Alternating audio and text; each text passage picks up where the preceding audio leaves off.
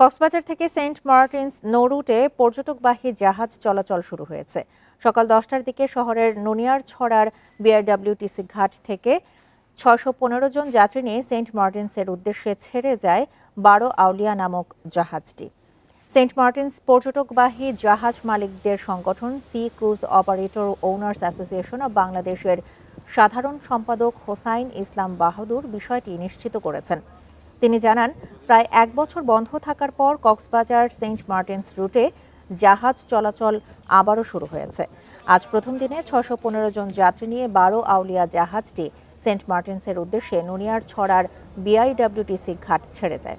ফলে পর্যটকদের স্বস্তির পাশাপাশি পর্যটন সংশ্লিষ্টদের মুখে হাসি ফুটেছে।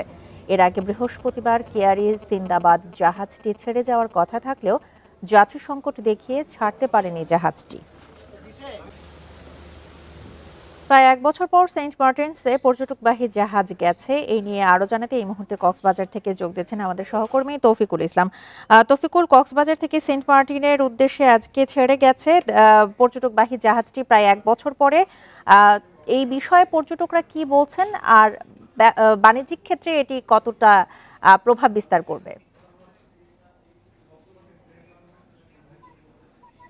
হ্যাঁ, মূলত একটি বছর পর আজকে একটি পর্যটকবাহী জাহাজ বারাউলিয়া সেটি সকাল 10টায় এই বিআইডব্লিউটি ঘাট থেকে সেন্ট মার্টিনের উদ্দেশ্যে ছেড়ে গেছে।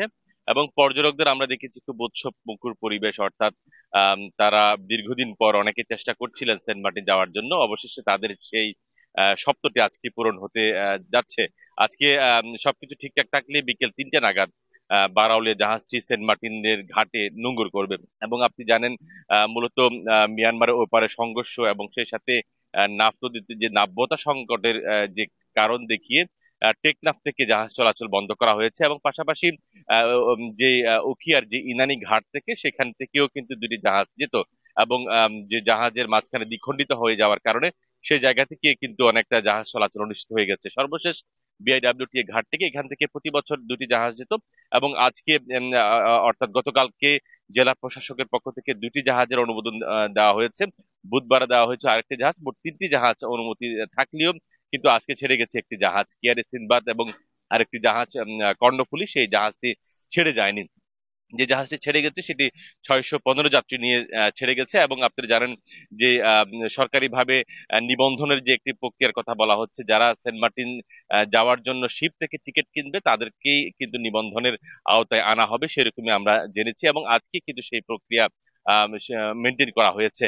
এবং পাশাপাশি নভেম্বর থেকে জাহাজ চলাচলের কথা বলা হয়েছিল, বিভিন্ন সময়ের কারণে কিন্তু জাহাজ চলাচল করা যায়নি। এবং ডিসেম্বর এবং জানুয়ারি এই 2টি মাস জাহাজ চলাচল করবে। এবং সেই 2 মাসে কিন্তু পর্যটকরা সেখানে রাত্রি যাপন করতে পারবে। এবং তারপরে কিন্তু শুধু রাত্রি যাপন করতে পারবে সেই শর্তে নয়, বিভিন্ন শর্ত কিন্তু তাদেরকে জুড়িয়ে দেওয়া হয়েছে। সেখানে আতশবাজি কিংবা বিভিন্ন ধরনের যে ফায়ার ক্যাম্পিং এই ধরনের কোনো কাজ কিন্তু সেখানে, পরিবেশ বিধ্বংসী কোনো কাজ সেখানে করা যাবে না, সেই শর্তে কিন্তু জাহাজ চলাচলের অনুমতি দেওয়া হয়েছে এবং সেন্ট মার্টিন দ্বীপের পর্যটকদের জন্য উন্মুক্ত করে দেওয়া হয়েছে।